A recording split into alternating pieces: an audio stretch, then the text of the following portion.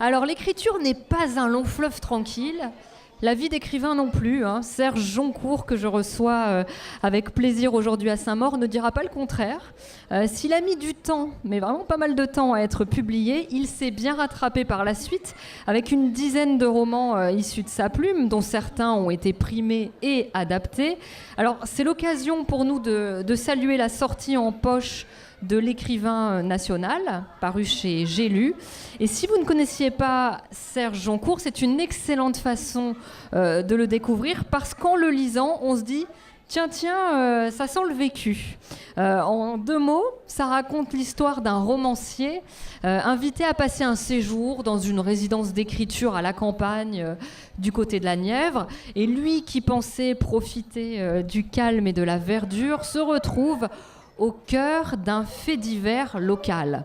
Un vieil homme a disparu, 2 jeunes marginaux sont soupçonnés, et il n'en faut pas plus pour réveiller la curiosité de celui que Monsieur le maire surnomme l'écrivain national.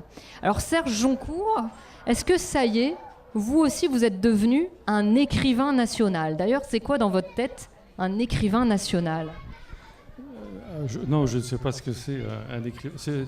En fait, si, il y a une sorte de classification comme ça, les écrivains régionaux et les écrivains nationaux. Et il y a une des premières scènes du livre où le personnage est invité, il y a de l'écho, il est invité donc dans une salle des fêtes pour faire un discours, et il y a des haut-parleurs qui ne marchent pas. Ouais. Un peu comme là. Enfin, si, il marche là, mais en fait, on s'entend après qu'on ait parlé. C'est comme au téléphone, c'est très perturbant. Et donc, d'une certaine façon, ce qu'on vit là, ça pourrait être une scène de l'écrivain national. Si ce n'est qu'on n'est pas au bord de la forêt. Enfin, si, il y a le... Voilà, on n'est pas loin. Il y a le bois de Vincennes. Exactement. Oui, mais enfin, là, c'est la forêt du Morvan, c'est la forêt un peu rude d'octobre, où on se perd. Et voilà, donc c'est l'histoire d'un écrivain qui va en résidence d'auteur, qui est invité dans cette petite ville. Tout est à peu près paisible, tout se passe bien, si ce n'est qu'il y a un fait divers, juste à côté, dans un petit village, dans la forêt. Et à partir du moment où on est un peu curieux, et souvent les écrivains sont curieux, enfin ils sont curieux dans les 2 sens du terme. Ils sont curieux quoi. Et il a envie d'aller voir ce qui se passe du côté de ce fait divers, parce que c'est un retraité qui a disparu. Un retraité qui était maraîcher, c'est-à-dire qui faisait des légumes qu'il vendait sur le marché. Ça n'a l'air de rien, mais c'est un maraîcher qui, chaque semaine, devait amasser 2 000 €. Il a travaillé pendant plus de 60 ans, tant qu'on fait le compte, on arrive à des sommes énormes. Donc à partir de là, s'il a disparu, c'est peut-être il y a quelque chose de louche. Lié au fait qu'il ait quelque part de l'argent planqué. Enfin bon. Et donc l'écrivain va s'approcher de ce fait divers, va découvrir les 2 suspects, un jeune homme, une jeune femme. Le jeune homme est en prison, la jeune femme est restée, n'est pas détenue, elle est restée libre.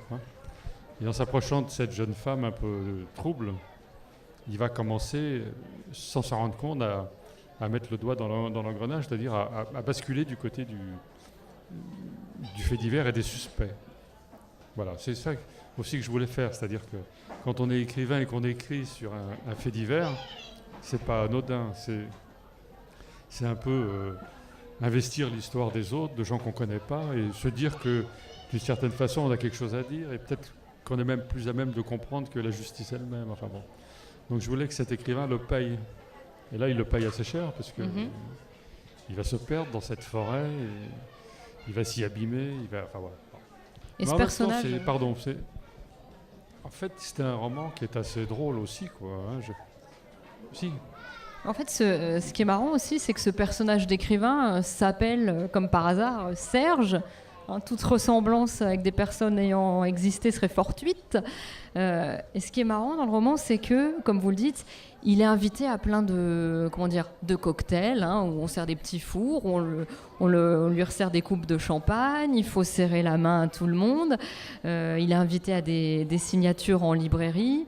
Et on a l'impression que c'est vraiment quelque chose que vous avez vécu en tant qu'écrivain, toutes ces rencontres. Est-ce que vous avez des anecdotes à ce sujet? Ou des fois, on ne se sent pas toujours peut-être à sa place? Être écrivain, c'est effectivement travailler d'une manière un peu solitaire chez soi. Et en même temps, oui, ils sont turbulents. Hein. Et en même temps, c'est se projeter dans des situations comme celle-là, au milieu d'une place de marché, avec sa voix qui parle sur la sienne. Et puis il y a du monde, heureusement d'ailleurs. Puis parfois il pleut, il fait froid, il fait beau, enfin bon. Et c'est-à-dire, là c'est tout le contraire de la solitude. Moi, ce que j'ai retenu aussi dans votre roman, qui était vraiment une scène assez savoureuse, c'est quand on demande à l'écrivain d'animer un atelier d'écriture, et il se rend compte finalement que les personnes qui y assistent sont illettrées. Ça, c'est vraiment quelque chose de surprenant. Est-ce que c'est quelque chose que vous avez vécu? En tout cas, la scène était... on ne le sent pas tout de suite venir, et quand on le comprend, on est un peu surpris. Ah bon? Mais en même temps, touché. Oui, ça m'est arrivé. Je fais des ateliers d'écriture, enfin j'anime, je ne sais pas comment on dit, ouais. Et c'est vrai qu'une fois, une association m'a contacté, et voilà, sans trop réfléchir, j'ai dit oui. C'était en province, une région que j'aime bien. Et effectivement, j'ai réalisé en les voyant, parce qu'il y avait des feuilles uniquement devant ma place, et eux n'avaient ni feuilles ni stylo. Et donc, l'atelier d'écriture pour illettrés, c'est quelque chose que j'ai vécu, que j'ai animé.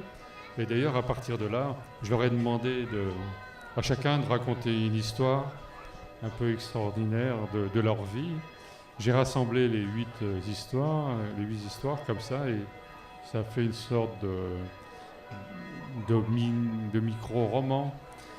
Et le paradoxe, c'est qu'on l'a imprimé, ce roman, il a été publié. Et en fait, ils ont écrit un roman qu'ils ne peuvent pas lire pour la plupart. Donc ça, c'était un peu étrange. Mais enfin, c'était une expérience qui les a réjouis, de considérer qu'un des épisodes de leur vie pouvait constituer une scène de roman. Il y a un autre aspect qui est intéressant, c'est peut-être le rôle social de l'écrivain. La vision de l'écrivain que vous offrez dans le roman, on a l'impression que c'est quand même pas évident, même si sur le papier ça fait rêver, on se dit oh, c'est sympa, on écrit des bouquins, etc. On a l'impression quand même que c'est un parcours long et difficile. Qu'est-ce que vous diriez à un jeune qui aujourd'hui viendrait vous voir et vous dirait j'ai envie d'être écrivain? Je lui dirais d'écrire. Moi je participe à un jury de premiers romans qui vont sortir à la rentrée. Donc j'ai reçu plusieurs romans, une trentaine, et c'est toujours fascinant de voir que des gens comme ça, venus de on ne sait où, de toute tranche d'âge, se mettent à écrire une histoire, soit très personnelle, soit complètement à la Jules Verne, soit dans des styles, des registres différents, des époques. L'imaginaire est à l'œuvre d'une façon permanente, ça c'est assez fou. Alors moi, oui, le conseil c'est d'écrire parce que d'une certaine façon, j'ai écrit plusieurs romans avant d'être publiés. Donc j'ai écrit des romans qui ont été refusés. Et il n'empêche que ça a été comme un apprentissage aussi. Parce qu'il n'y a pas à proprement parler il n'y a pas de conservatoire. On n'apprend pas à devenir écrivain au conservatoire comme on apprend à jouer du piano. Donc c'est à soi-même. De par ses lectures et puis de par ses tentatives d'écriture, de trouver sa voix, son registre, et puis les histoires qu'on a envie de raconter. Donc écrire, de toute façon écrire c'est un vice. Écrire, c'est comme, vous savez, aujourd'hui le vice c'est de prendre des photos. Bon. Moi j'en prends souvent des photos. Mais écrire c'est un peu ça. Moi, je vais rentrer ce soir, peut-être que j'écrirai, je sais pas. D'ailleurs ça pourrait être une scène de l'écrivain national. Ce qu'on vit là, c'est-à-dire. On s'y croirait en fait, mais c'est pour ça que je vous invite à le lire parce que ça rappelle un peu le genre de situation qu'on trouve dans le roman. Et pour vous donner encore plus envie de le lire, sachez que ça décrit la campagne, le village, une atmosphère un peu particulière, la salle de restaurant déserte, la patronne de l'hôtel qui espionne tout ce qui se passe, vraiment un microcosme un peu particulier. Qu'on compare parfois à Chabrol. J'ai vu qu'on vous a fait cette belle comparaison. Moi, je trouve que dans votre roman, il y a même un petit soupçon, mais vraiment léger, je ne sais pas ce que vous en penserez, des frères Cohen. Quand on voit par exemple le personnage de Manu qui travaille dans la Syrie et qui est un petit peu inquiétant sur les bords, est-ce que cette ambiance limite pesante, c'est une façon de placer votre écrivain en opposition avec tous ces gens qui sont là dans leur milieu, le mettre un peu à part? Oui, nécessairement, parce que c'est une ville de 2000 habitants. Et donc, encore une fois, dans un milieu rural, et une ville de 2000 habitants, ça veut dire que tout le monde se connaît plus ou moins, tout le monde sait les histoires de l'un ou de l'autre. Ça parle sur le dos de tout le monde. Oui, non, mais je le dis, moi, ma famille vit en milieu rural, donc je suis le premier à être... une fois que je suis là-bas, c'est vrai que si je vois passer un tel en scooter, d'ailleurs ça t'est arrivé la dernière fois, c'est quelqu'un qui est un ouvrier agricole qui a un scooter parce qu'il n'a plus de permis, on imagine pourquoi. Il avait un scooter rouge toujours et un jour il passe avec un scooter bleu et beaucoup plus tard. Là, je me suis dit c'est pas normal. Qu'est-ce qu'il fait? Pourquoi il rentre à cette heure-là et pourquoi il rentre avec un autre scooter que le sien? Disons que la curiosité, elle est là tout le temps. Et même telle ferme là-bas, tiens, il n'y a pas de lumière ce soir, c'est pas possible. Encore une fois, je le disais au départ, je suis curieux de nature, mais il n'empêche que ça vit un peu comme ça là-bas. On s'observe. Donc quand on met un écrivain au milieu de ça, personne ne le connaît. Et un écrivain, il y a deux façons de le considérer. Soit il y a ceux qui peuvent être admiratifs, un écrivain quand même, disons, c'est pas rien. Et puis ceux qui s'en foutent complètement d'un écrivain et qui au contraire s'en méfient. Parce qu'un écrivain, c'est quelqu'un qui peut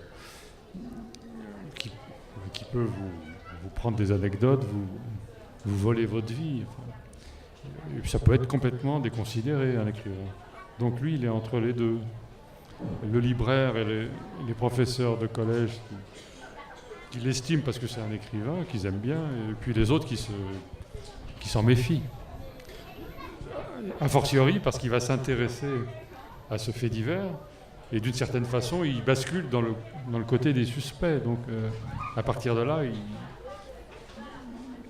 oui, on s'en méfie. Mais c'est pour ça que vous parliez de Chabrol. Moi, j'aime bien cette forme d'acidité, quoi. C'est-à-dire prendre un personnage, le mettre dans un environnement qui n'est pas le sien, et puis voir comment ça interagit, quoi, qui bouffe l'autre.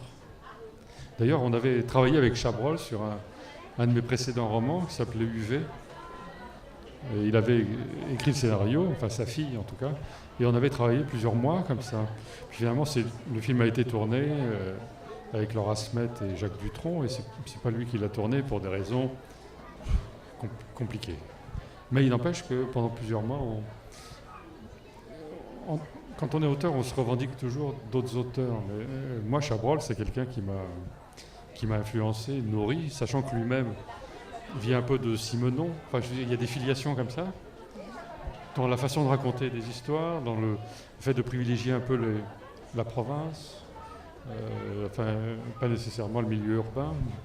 Donc, moi, je me sens à l'aise avec ça. Et puis les frères Cohen, évidemment, on essaie d'en faire un film de ce roman, hein, parce que j'ai envie en même temps. On n'est pas obligé, mais bon, ça m'amuse, quoi.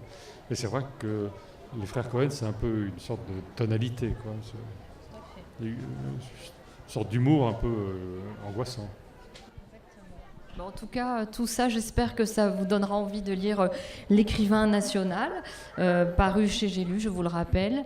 Je vous en conseille vivement la lecture, parce qu'une fois qu'on le commence, on ne peut plus le lâcher. Voilà. Merci beaucoup, Serge Joncour, d'être venu. Et voilà, bonne continuation sur le salon. Oui, merci à vous.